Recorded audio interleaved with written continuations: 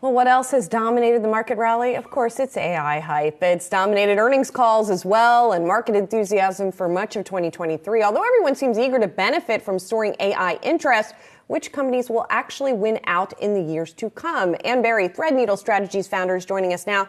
And Ann, you gave us a little taste of this in our earlier discussions.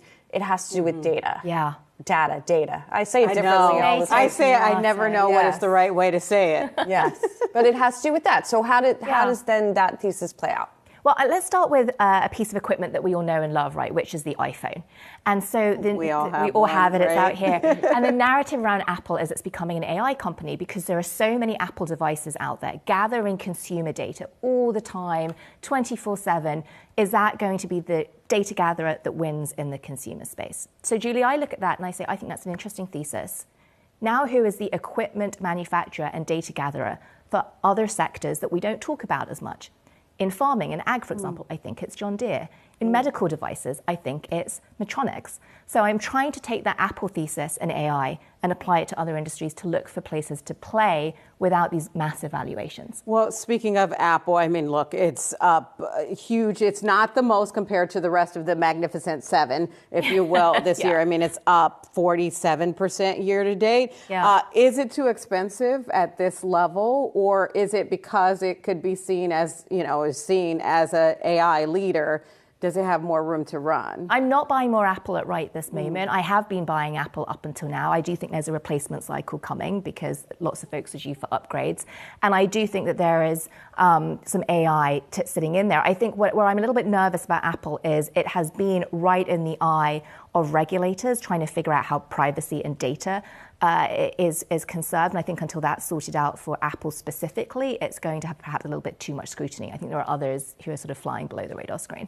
It's so interesting to be the AI discussion because, all of these companies have already done this, right? In other words, Deere already has a lot of data, Medtronic already has a lot of data, and they have been using it through machine learning and AI, which has been around for a while.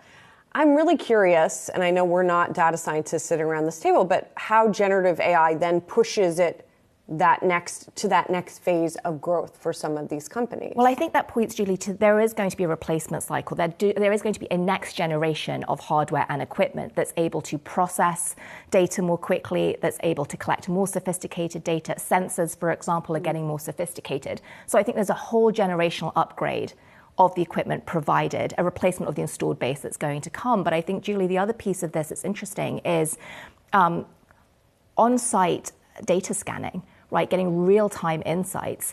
Let's take medical devices, for example. One of the applications of AI that Google's talked about is much more sophisticated reading of scans, of X-rays, even beyond sometimes what medical practitioners can do.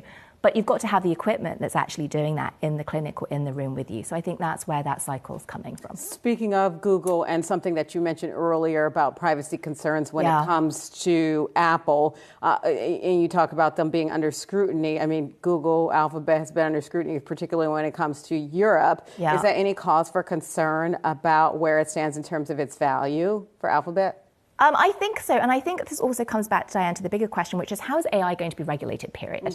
Right? That's so up for debate right now. We're seeing the talks that are happening in the UK. Right. The EU's actually been quietly in the US, not so quietly if you read the European press, passing regulations and laws designed to limit it. In the US, we don't actually know what the AI regulatory framework looks like yet. And until we do, it's really hard to know whether it's going to cap the growth of the big tech companies specifically. Yeah. We'll have to see what happens. Ann, thanks for spending so much time with us this morning. This was fun. Yeah. Ann Berry, Threadneedle Strategist founder. Appreciate it.